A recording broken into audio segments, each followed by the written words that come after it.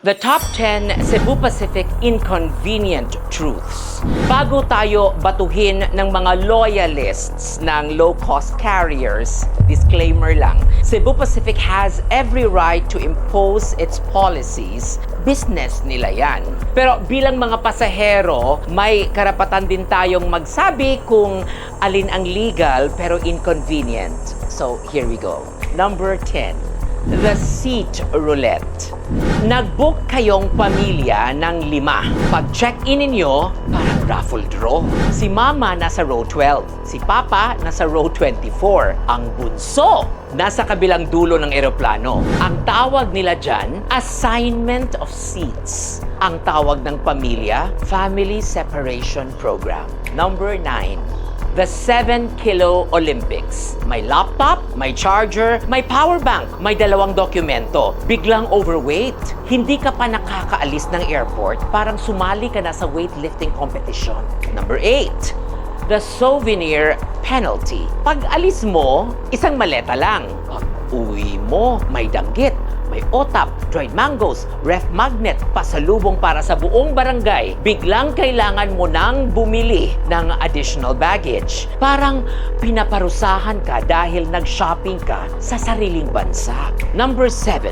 The fare that multiplies. Nakakita ka ng promo, 299 pesos daw. Excited ka. Pagdating sa payment page, seat fee, baggage fee, processing fee, convenience fee. Kung may breathing fee, baka na isama na rin. Number 6, the rebooking shock.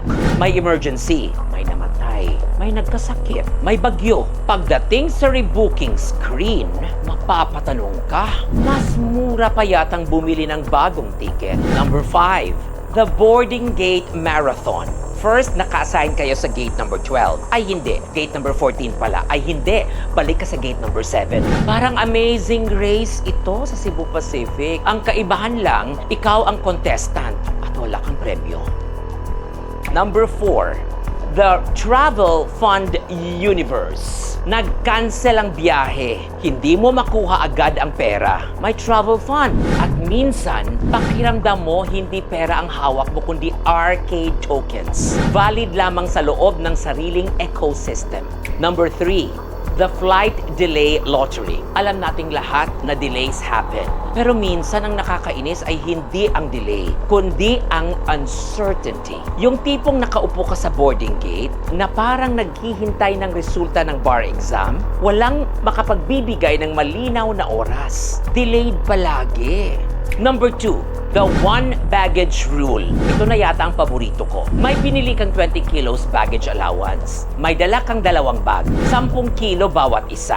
20 kilos ang total. Pero hindi pwede yan. Ang solusyon, pagsamahin mo ang 2 bag. Ipa-plastic wrap. Magbayad ka pa. Same weight, same cargo hold, same airplane, different charge. Kung may award para sa creative inconvenience, finalist ito. And number 1, the case of the musical instruments. Hindi lang ito tungkol sa violin. Ito ay tungkol sa common sense. A musician carries an instrument the same way a lawyer carries pleadings, a doctor carries medical equipment, or a photographer carries cameras. Hindi ito simpleng luggage. Tool of trade ito. Kaya kapag ang polisiya ay nagre-resulta sa mga sitwasyon mas delikado sa instrumento kaysa noong dumating sila sa airport, may karapatan ang pasahero magtatanong, legal ba ito? Marahil. Practical ba ito? Yan ang mas malaking tanong.